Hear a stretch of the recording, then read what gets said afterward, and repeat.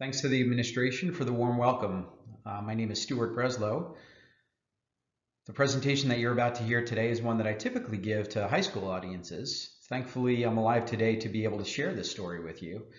What you're going to hear is a story of tragedy, but it's also a story of resilience and hope.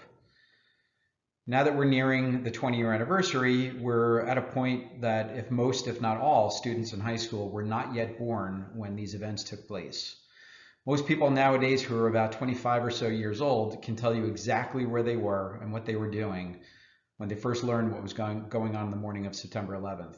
I tell my particular story to help keep the memories of the tragic day alive and to honor the many that lost their lives that day. This is what the World Trade Center in the New York Financial District looked like prior to 9/11. This picture was taken from south of the southernmost point of the island of Manhattan. To the left is the Hudson River in New Jersey, and to the right is the East River and the rest of New York City. As a brief geography lesson, here's the New York area looking from the sky. This is where New York and New Jersey are, separated by the Hudson River. Here's where the World Trade Center is, towards the southernmost part of the island of Manhattan. And then panning out, here's where the World Trade Center is. And my house was about a 45-minute drive, depending on traffic. And since Manhattan is an island, you have to take a bridge, a tunnel, an underwater train, or a boat to get from New York to New Jersey to New York City and back. In my personal life at the time, everything seemed to be going great. The weekend before the events, I was celebrating my 5-year anniversary by going to the tennis US Open in New York. We had a 2.5-year-old son at the time. Well, that son recently graduated college, and my wife was pregnant with what would have been our second child. By way of background, 9/11/2001 wasn't the only time that the World Trade Center had been attacked. In 1993, just 20 years after the construction of the original Twin Towers, terrorists attempted to attack the Twin Towers from below. They blew up a van with explosives in the underground garage. They ultimately ended up killing 6 people and injuring more than 1,000 others. This is actually what the skies looked like the morning of 9/11. It was a crystal clear blue sky day. The company I worked for had offices in 3 of the buildings in the World Financial Center district. My primary office was on the 40th floor of Tower 1 of the World Trade Center. Tower 1 is the building that has the antenna on the top. Each of these, the Twin Tower buildings, had about 110 stories or so each. My company had floors 38, 39, and 40 of Tower 1. So as you can imagine, in a building with 110 stories, it really doesn't make sense to take an elevator between adjacent floors. So I was quite familiar with the stairs and taking the stairs to go between buildings of our company's office floors. On a normal day, there were about 50,000 employees in any one of these buildings, and reportedly each one would have about 200,000 visitors a day. So lots of people in the buildings. The day started out just like all other days for me. I grabbed some breakfast, read some news, caught up on emails before my 8 a.m. conference call with London colleagues. So I would normally on Tuesdays, I would have an 8 a.m. conference call with my colleagues in London.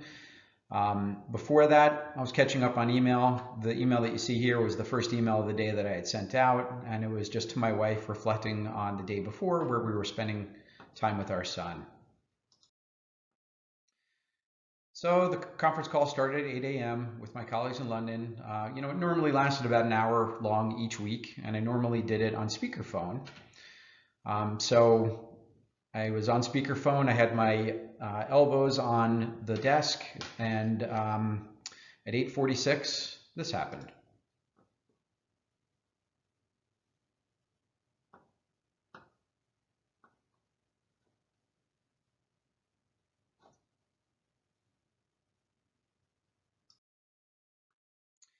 So as you can see, that's the building with the antennas, the building I was in, Tower 1.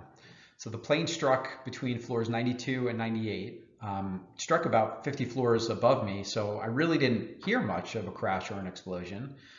It was more like a dull rumble. However, the building shook, and I very, very clearly felt that. So much so that I jumped out of my chair and started looking around at others outside my office to see if they felt it too. And everybody else was looking the same way that I was. Within seconds, the walls of my office started to crack and the ceiling flaked down on me. I started to panic a bit. My first thought was that we were experiencing an earthquake, but I didn't think New York City was prone to earthquakes. Just seconds later, outside of the outside-facing windows, there was all sorts of debris that was showering down from above. And at that point, I knew something was wrong. This was not normal, and my basic instinct took over. So I fled for the stairs, and I yelled at everybody on the floor to follow me to get out of the building. I ran to the stairs very, very quickly, and luckily I knew exactly where to go, as I had taken the stairs quite frequently. And I got into the stairwell and started running. When I first got into the stairwell, it was empty, and I was able to fly down the first several flights of stairs.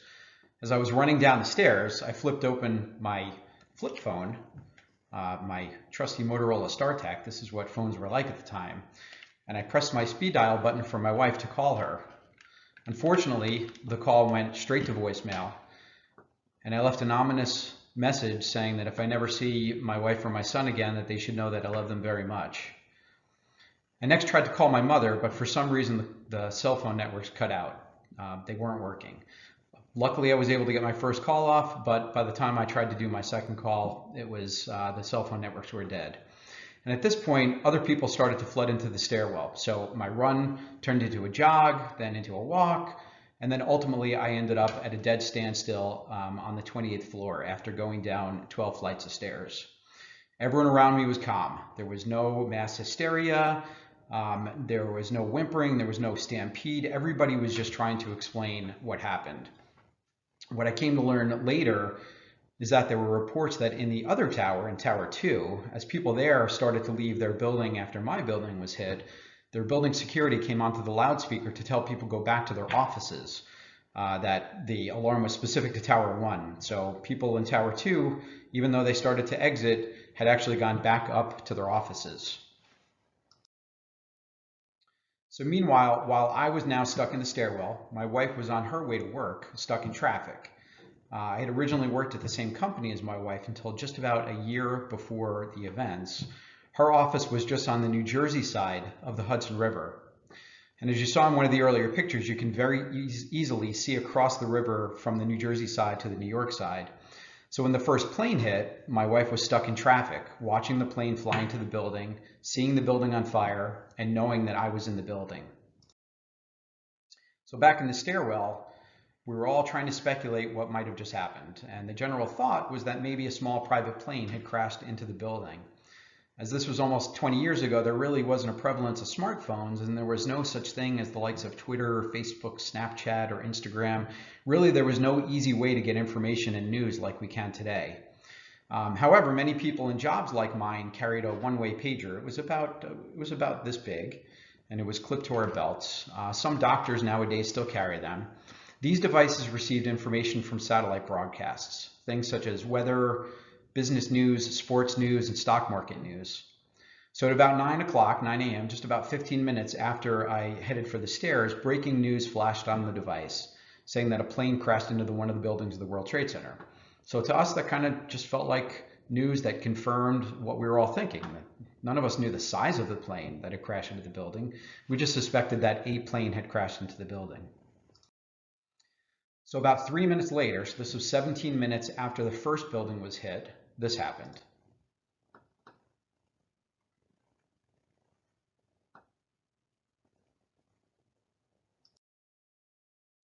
So the second plane hit the other tower a bit lower than the first one. This time it was between floors 78 and 84. So at this point, I was once again 50 or so floors below the impact point from inside the stairwell. This time, though, I was able to hear the explosion, and we certainly felt it. The building rocked again. We had no idea what it was. All we knew is that we heard something, we felt it, and the building swayed again. So I'm not exactly sure why, but I felt this one and heard this one much more clearly than the first one. I don't know whether it was because I was attuned to it or whether the explosion from that building exploded towards my building and made me feel it. But we certainly felt the impact of the second crash. However, at this point, even though a few people whimpered, there was some whimpering around. Again, there was no stampede, there was no mass hysteria. Nobody was trying to plow over the people in front of them. It was just pure calm in the stairwell. And then only a couple of minutes later, my pager once again received a breaking news alert. This time the wording was slightly different. The wording said the second building of the World Trade Center had been hit by an airplane. So it was pretty clear at this point that this wasn't a coincidence or an accident, that New York City was under attack. So I still had 28 floors to go down to make it out of the building. At this point, my mind started racing. It started going crazy, wondering what else was going to wait for me at the street level if I had gotten that far. So in my mind, I concocted this whole scenario that the downtown area was under siege by militia with machine guns, and there were grenades and car bombs. My mind was really going crazy. Since our company had offices across 3 buildings within walking distance of each other, I very commonly walked between the buildings, so I knew the street landscape pretty well. So I started to map out in my mind exactly what my escape route would be, and I came to the conclusion that as soon as I got to the bottom, I would need to run and hide from the bedlam that I had envisioned was ensuing on the street level. So a few minutes later, there were calls from below us in the stairwell that we all needed to move to the side to help make room for some of the firefighters that were coming up the stairs. So this was about 25 minutes after the first impact, and firefighters were already climbing more than 20 floors. These brave souls, they were climbing up, they were coming up the stairs to get to the victims that were well above me. All I wanted to do was to get out. They were in full gear, like, big suits, flame retardant suits. They were carrying axes and oxygen tanks and hoses. I just can't imagine the amount of weight, the heavy weight that they were wearing as they were coming up the stairs to go get victims. As each one of them passed us, they were assuring us that we would all be okay. I watched tens of these heroic firefighters come up the stairs, make the turn at the 28th floor, look me in the eye, tell us we were going to be okay, and keep going. This one picture was a hero firefighter who reportedly was able to make it out of the building just about 30 seconds before the building collapsed. Most of the others undoubtedly ended up going down with the building. So again, since this was a time before the iPhone was invented and there were no such things as Android devices, back then, before there were smartphones, there were these devices that were about this big that had the ability to send and receive emails using satellites. The primary device at the time was called a Blackberry. The one pictured here is a Blackberry, and it was smaller than today's common phones. And remember, the cell phones weren't working anyway, so this was the only way that we could do any type of communication. So I happened to have one of these devices, but it was charging on the desk in my office, and I didn't even think in the hurry to get out to grab it. But a colleague of mine who was nearby in the stairs had his, so I was able to borrow it and get an email off from the stairwell to my wife. So this was just about 30 minutes after I entered the stairwell. As you can see, the timestamp on that was 9:15 a.m. So meanwhile, from a conference room on the New Jersey side of the river, my wife was watching with both buildings on fire, knowing that I was still in the stairwell. About 10 minutes later, the flow of traffic started again, and we started to move very slowly in the beginning, but at least I was relieved to be moving again. At first, it was one step every few seconds, and then one step every second or so, and then eventually we were walking down at normal speed. After the flow of traffic started, it took about 15 minutes to be able to get from the 28th floor to ultimately to the ground floor. As I kept going down, I kept wondering in my mind, I kept replaying in my mind exactly what I was going to do when I got to the ground floor. I was going to run to the door I would normally go to, and I would hide behind major like garbage dumpsters and garbage trucks, and I would hide in crevices between buildings. As I got to lower floors, I started to hear what sounded like explosions. So in my mind, I had concocted, since I had concocted the story or this image that the city was under siege or the downtown was under siege, these sounds, these whistling sounds and explosions sounded like grenades to me. So in every few seconds, I'd hear a So So to me, that really frightened me because I thought these were grenades, and it just again replayed in my mind or reinforced to me that once I got out, I really needed to run for it. So unbeknownst to me at the time, while I was in the stairwell, while I was making my way to the ground floor, another plane was crashed into the Pentagon. But again, without the common ability to get access to easy news today, I had no idea that this had happened while I was in the stairwell. So finally at around 9:40 a.m., so this was 55 minutes after I entered the stairwell, I finally made it to the ground floor, and this was my time to execute my plan. As I played in my mind, I ran to the nearest door to the street, but there was a security guard there that sent me back into the building. For the life of me, I couldn't understand why I wasn't allowed to get out through the door that I always would get out to the street. All I wanted to do was get out and start running. But instead, I was sent back into the World Trade Center Mall. The World Trade Center Mall was a very, very high-end shopping mall. It connected the buildings, all the World Trade Center buildings, and it provided access to the underground train system. So I stepped through the revolving doors, which had all the glass blown out, and I headed into the mall as I was told. All the lights were out, but the emergency lighting system had kicked in. The fire sprinklers were all on, and there were several inches of water on the ground that we needed to run through. Since the sprinklers were all on, and I was following the flow of traffic looking for daylight, I started to just get drenched. So it took about 5 minutes at this point to follow the flow of traffic to find another escalator to get to the street level. When I finally got to the street level, there were lots of spectators, probably 8 people deep, lining the streets that were all looking up at the spectacle. So that was the first time that I paused, turned around, looked up at the towering inferno, saw them both on fire. And my basic instinct, though, was to run and get out of there. So I navigated through all the people and I just bolted. I just started to run, and I kept running until I hit the end of the street, and I would turn until I hit and run until I hit the end of the street, and then I would turn. And I continued to do that until I got tired. So I had zigzagged for several blocks at this point. So eventually I got a bit winded and I started walking. So within about a minute or so after I started walking, behind me, I started to hear a rumble, and that's when this happened.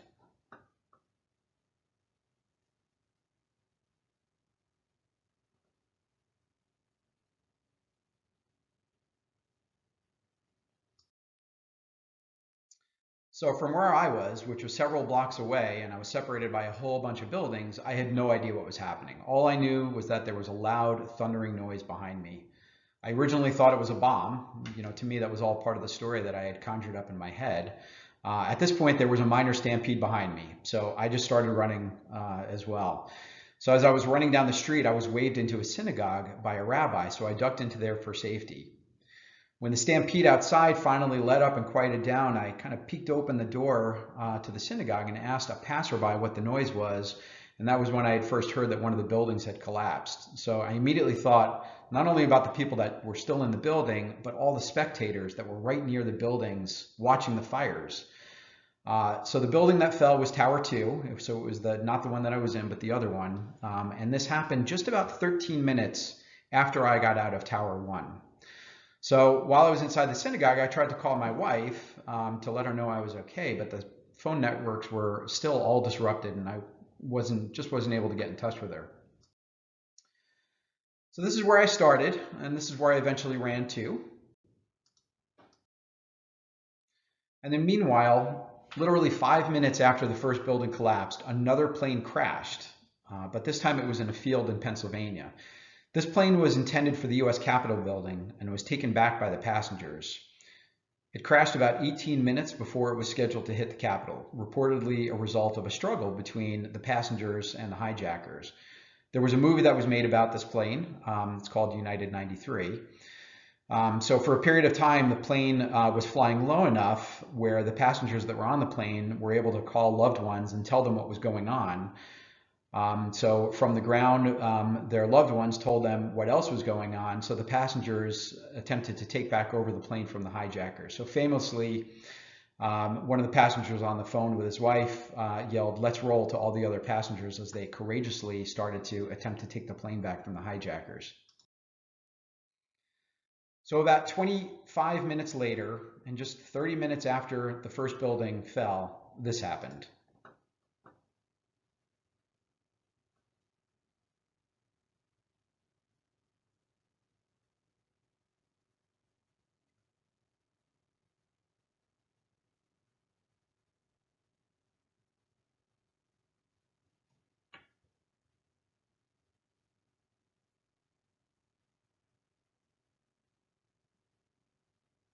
You can see the size and the magnitude of the cloud as it's overtaking the area.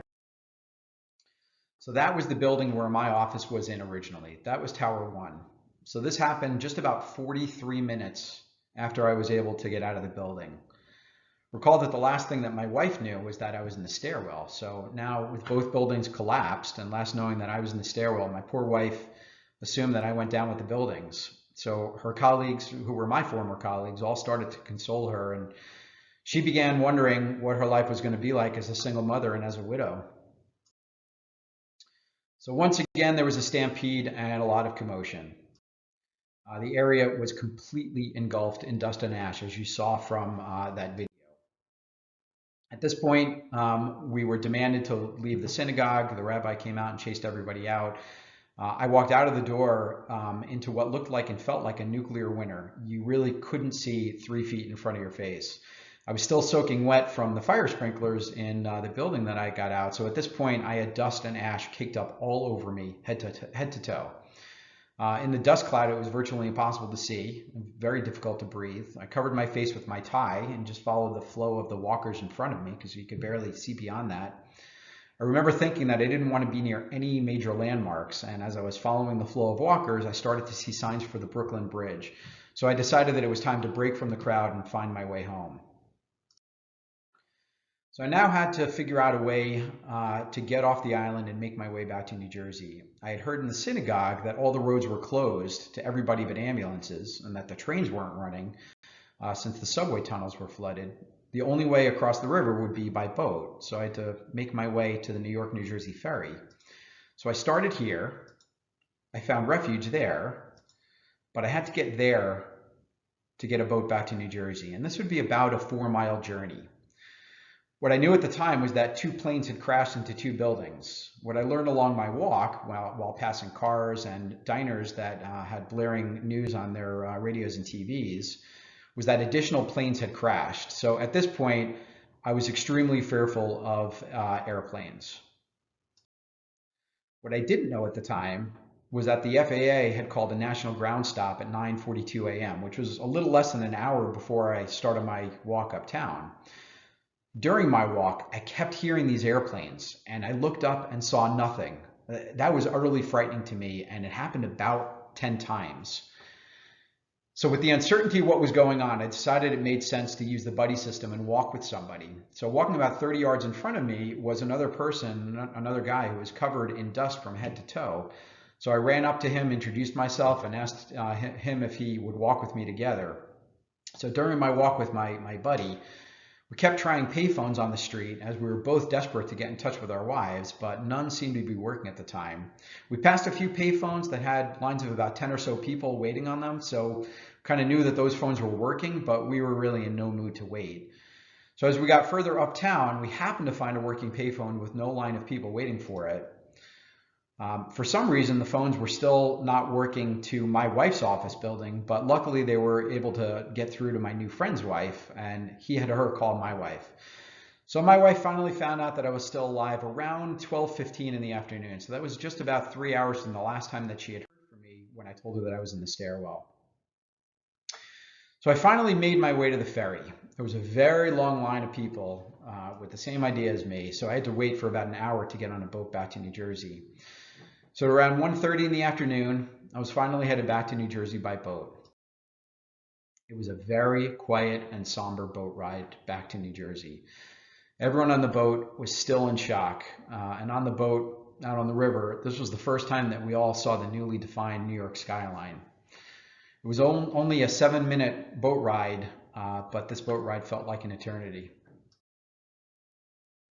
When I reached the New Jersey side of the river in Hoboken, there was somebody with a megaphone that were separating people coming off the boat. So anyone that was at the World Trade Center was sent into the Hoboken train terminal into a big maintenance area. Anyone that wasn't was allowed to proceed. So in this maintenance area in the train station, there was a fire truck waiting there, and we were told that we were going to go through what they called a decontamination process. So that consisted of sitting under the fire hose for about 60 seconds. So apparently at the time there were concerns that there were potential chemical or biological agents from the planes, and they wanted to rinse us off effectively. So from my perspective, I was happy to have the cake dawn, dust and ash washed off of me. But after this, obviously, I was soaking wet once again. So after the washdown, we went to a makeshift trauma center where there were stations that were set up to check our health vitals and also to take information from us. So the information that they were taking, the contact information, was to form the basis of what is known as the World Trade Center Health Registry, that allows the nonprofit organization to keep track of the long-term effects of people that had exposure to the World Trade Center debris. So the ride home was very slow and very quiet. It gave me plenty of time to think and to reflect on the events of the day. Everyone on the train was still just really in shock and disbelief. My wife finally got home from her office at around 3 p.m. So for most of the day, people that were working in New Jersey near the city were being held in their offices in an attempt to keep the roads clear so that ambulances could bring the wounded to the local hospitals. Unfortunately, there were very few people that were recovered, so the roads were reopened again, so my wife was able to make it home. I finally made it home around 4 p.m., where my wife met me at the train station. It was a very emotional reunion and hug.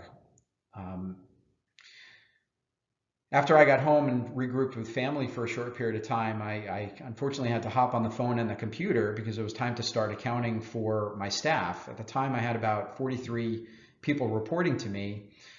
And with the disruption of the phones in the downtown area, it was very difficult to try and make sure that we accounted for everyone in the company to see if we had lost anybody. So into the evening, we then had a bunch of management conference calls to start executing a disaster recovery plan. We really had to set up alternate offices as we either lost our office in the World Trade Center or we were restricted to going into other of the damaged buildings at 3 World Financial and 1 World Financial Center. So the next day continued the rescue and recovery effort. It was amazing to see Americans from all over the country descending upon New York City to help out with the rescue efforts. Thousands of volunteers from all over the place came to help.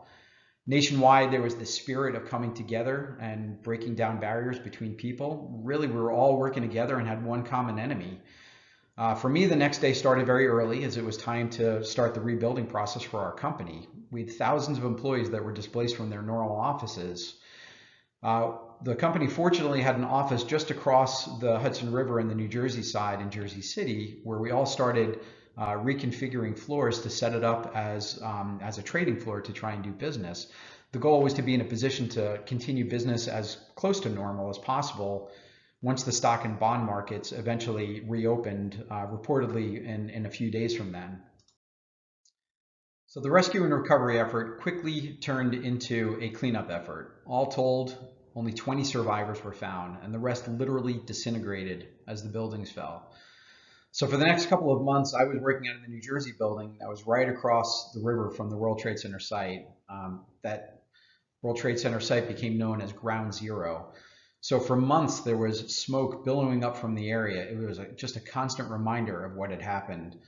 The debris, what they ended up calling the quote-unquote pile, continued to burn for about 100 days, and the cleanup effort took about 9 months start to finish. Strangely, in the months after 9/11, our building in New Jersey repeatedly received bomb scares and forced evacuations. Luckily, all of them were fake, but I guess that these were just pranksters trying to scare people. So then came a time for reflection. You may not be familiar with Bruce Springsteen. Your teachers and parents certainly are.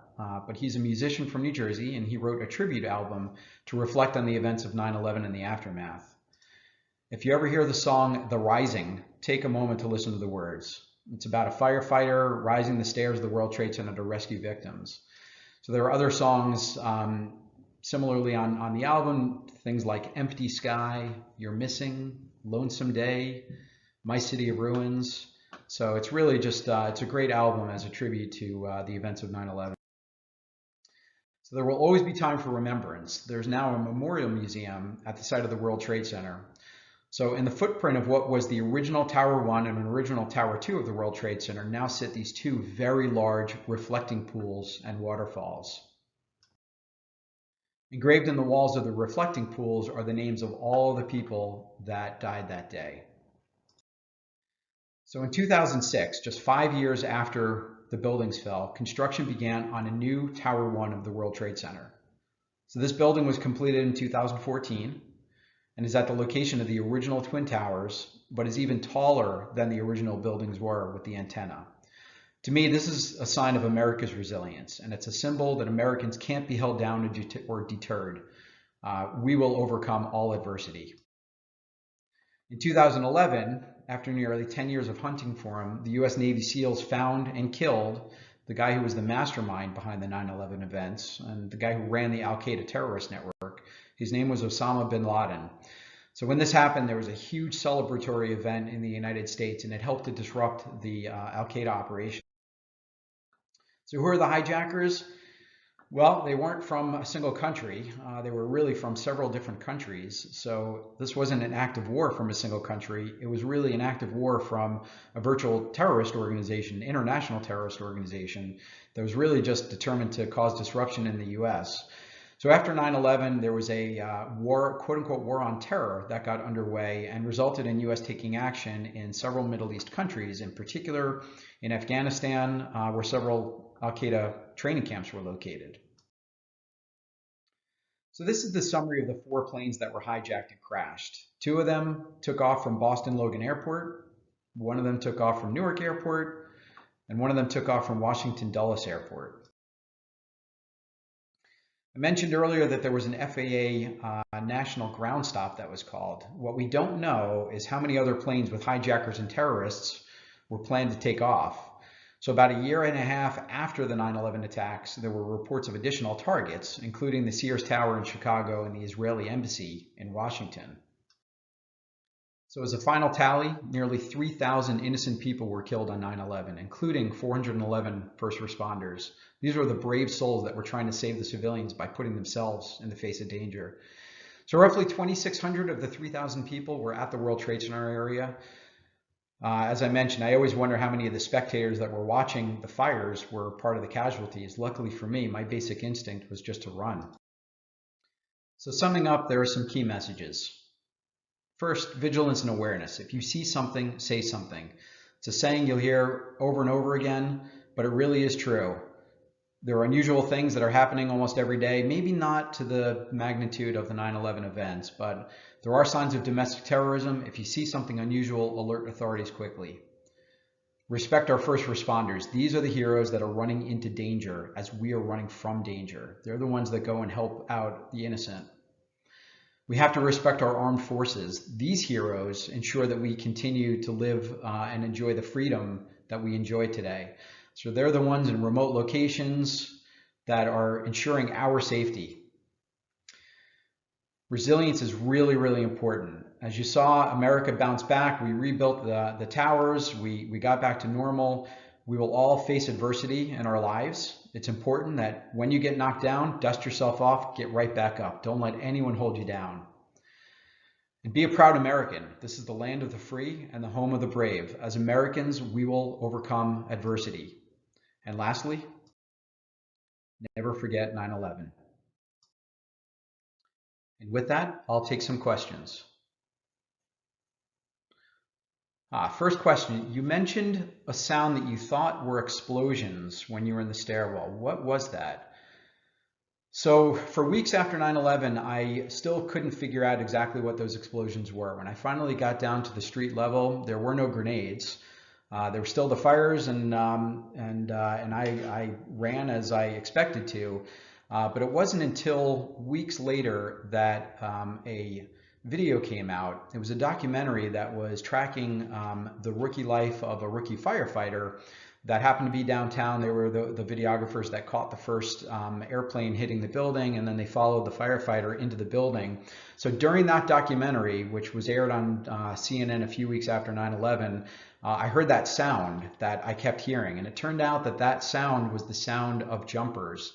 These were people that had chosen to jump out of the window and crash on the ground. So the whistling and the explosions were bodies hitting the ground. So this also explains why I wasn't able to get to the doorway that I would normally go to. What I came to learn afterwards was there were people that were actually landing outside of that door that I would normally take to get out to the street level. So the next question is, did your company lose any employees? Unfortunately, our company did lose one employee. As the rumor goes, he was on an elevator going up to his floor. So if you remember seeing the videos as the planes hit one side of the building and exploded out the other side of the building, there were explosions that happened clearly throughout the entire horizontal of the building. The elevator shafts were in the center of the building. So as the explosions happened, flaming jet fuel shot down the elevator shaft. So apparently anyone that was on an elevator or waiting for an elevator was scorched by flaming jet fuel. So the next question is, if there was an airplane ground stop, what were the airplane sounds that you had heard? That's a great question. After there was an FAA ground stop, and as I was making my way back uptown and I kept hearing these airplane sounds, it turned out those were F-16 fighter jets that were scrambled. So they were flying so high above that even though you could hear them, you just couldn't see them. But boy, that frightened me during that time. So the next question is, do you suffer from PTSD, from post-traumatic stress disorder?